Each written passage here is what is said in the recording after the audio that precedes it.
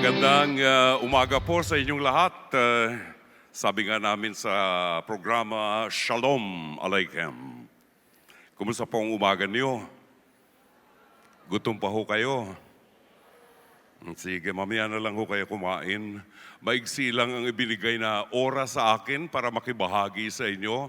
I am not used to this.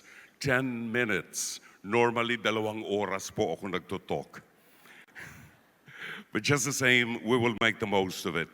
Today's Gospel of St. Mark is a moving gospel, a gospel that would challenge anyone who hears it, a challenge to find time for prayer, a time to connect with our Creator. However busy we are in our daily lives, a time for prayer is needed because in prayer we find strength, peace, and serenity. In prayer, we learn to be compassionate and learn to see the needs of others as we find Jesus in every person we meet. Tama na po yung English na yun, magdudugo na ang ilong ko. Magtatagalog na lang po tayo.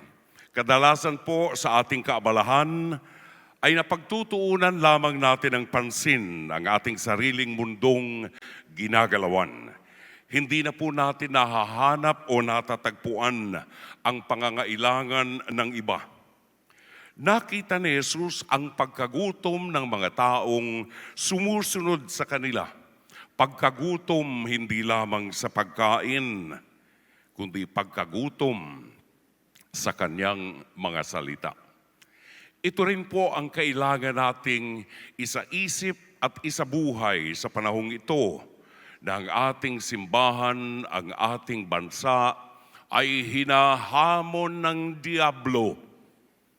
Ito ang panahon upang ang bawat isang Kristiyano ay ibukas ang mga mata at pandinig at pandama at hanapin ang pangangailangan at pagkagutom ng ating mga kapatid. A little disclaimer. Ang mga maririnig po ninyong mga salita ay mga salitang maaanghang at maaaring sumugat. Subalit ito ang mga salitang maaaring gumising sa ating mga natutulog na mga diwa. Balikan ho natin ang mga naganap sa ating kapaligiran. Tanungin natin ang ating sarili.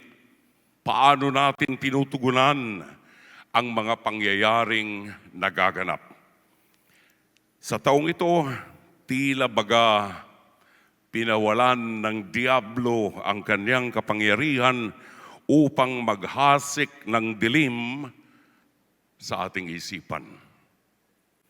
Kamakailan lamang, masakit po ito. Without mentioning names and the diocese of the person involved, may nahuling isang pari na may kasamang menor de edad na babae sa loob ng kanyang sasakyan patungong motel. Sangayon sa investigasyon at sa pagtatanong sa batang babae, pangatlong pagkakataon na sana nila na magtatagpo sa loob ng motel. Kung hindi sila nahuli, mabait po ako, binibigyan ko ng justifikasyon ang magkabilang panig. Maaaring gusto lang magpamanicure ng pari doon sa batang yon. 3 pari na po ang napapatay sa ating simbahan. Hindi po namamatay, pinapatay. Isa rito ay ang paring lumaban ng debate upang ipaglaban ang pananampalatayang Katoliko. Personally, I believe it's a wrong move. Walang mananalo sa debate when it comes to faith. Ipakita mo na lang sa katahimikan ng iyong bibig at sa uri ng iyong buhay ang iyong pananampalataya. Doon ka magwawagi. Isang madring Australiana 27 taon nang naglilingkod sa mahihirap na Pilipino, ang pilit na pinalalayas at pinauuwi sa kanyang bansa sapagkat hindi magkatugma ang definisyon ng misyon, ng salitang misyon, ng simbahan at ng pamahalaang sibil. Ilang pamilya na ang nawasak sa ating bansa sapagkat ang mga magulang o ang asawa ay nasa ibang bansa at naghahanap buhay dahilan sa hirap ng buhay sa bansa. Natutukso. Sa mainstream media, namamayagpag ang mga lalaking nakadamit babae. Napanood niyo yan? Doon sa aming himpilan, malamang matanggal ako sa trabaho. Naniniwalang sila ay babae, kumikilos ng babae, namumuhay at nagdadamit na isang babae. Kamakailan, nagkaroon po ng Freedom Parade ang dating tinatawag nating LGBT. Kung sa palagay po ninyo LGBT pa rin, mali po kayo, napag-iiwanan na kayo. Ngayon po ay LGBTQIA. Dagdag ng dagdag upang ipahayag sa mundo na dapat silang tanggapin sa ating lipunan at tanggapin ang kanilang piniling kasarian, kaiba sa kasariang pinili ng Diyos para sa kanila. I am not a homophobic. Pero ilagay po natin sa tamang konteksto ang ating buhay. Sa radyo, telebisyon, walang humpay ang mga balita ng korupsyon at pag-aaway ng mga politiko na umuugit sa ating bansa. Mga politikong may mataas na posisyon sa ating lipunan na hindi maaaring matapos ang speech ng walang panunungayaw, PI. Hindi po ito Philippine Islands. Gusto niyong sabihin ko sa inyo kung anong meaning? Nahihiya kayo na. Bukas, abangan niyo. Meron tayong SONA. Pasensya na po. Ang aking mga apo sa bahay ko ay pinagbabawalan ko for the first time na makinig sa talumpati ng Pangulo ng Pilipinas. Sapagkat ayokong matutunan ng aking mga apo ang pagmumura ng PI. Mga politikong lang sa pananampalataya ng iba na kahit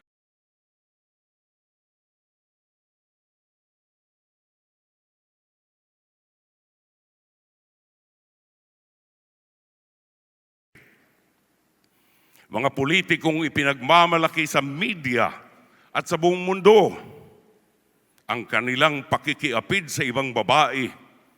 Mga politikong sira ang pamilya sapagkat wala na si Kristo sa gitna ng kanilang pagsasama, kaya nagpipilit na ipasa ang divorce bill at ang same-sex marriage. Bakit nagaganap ang lahat ng ito sa panahon ng mga pari, sa taon ng mga pari, religyoso at consecrated persons? I believe, niloob ng Diyos, pinayagan ng Diyos na mangyari na makita natin ang kabahuan at kahinaan ng ilang mga pari sa ating simbahan. These people are not perfect. Nakikita rin natin ang kahinaan ng bawat isang laiko. At ito ang dahilan kung bakit nakikita natin ang kabalahuraan ng ating sosyedad. God wants us to see this. Ito ang mga problemang tayo ang gumawa. Ito ang mga problemang bunga ng pagsasaisang tabi natin sa mga nakikita nating imoralidad at hindi natin pinapansin sapagkat nakatuon tayo sa ating sariling pangangailangan. Kung ang isang Katoliko ay may panahon sa panalangin, makikita niya sa gitna ng galit ng bayan at pagkapuot ang kapayapaang kaloob ni Kristo. Kapayapaang magbibigay ng liwanag sa gitna ng kadilimang ito. Tulad ng isinasaad ng liham pastoral ng CBCP, mapayapa nating haharapin ang mga isyong ito. Ito ay hamon sa ating iglesia. Ito ay hamon sa bawat isa. Ang solusyon ay ang maalab na hangarin ng bawat isa na maikalat ang aral ni Kristo. Listen to this. The people of God need to be re-evangelized, that we may evangelize. Nakikita natin ang pagkauhaw ng mga Katoliko sa tumpak na aral at doktrina ng ating pananampalataya. Kulang ang mga pari at mga madre para mangaral at magturo. Ito'y hamon sa ating mga laiko. Ibahagi natin ang natutunan natin sa iba. The problem is, can we share what we don't have? Anong ituturo natin kung hindi natin alam ang pananampalataya? Anong ituturo ng magulang sa kanyang mga anak kung wala siyang alam sa pananampalataya niya? It is time for us to learn.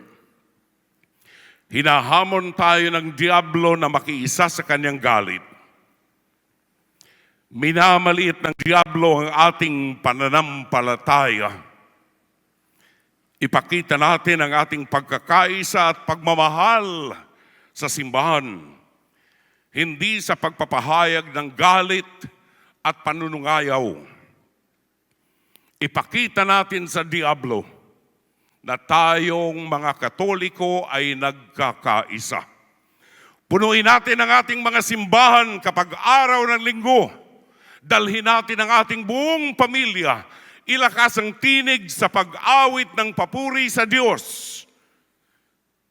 Bayaan yung mabingi ang diablo sa ingay ng ating pagpupuri. Hanapin natin ang pangangailangan ng iba. Magandang umaga. Maraming salamat.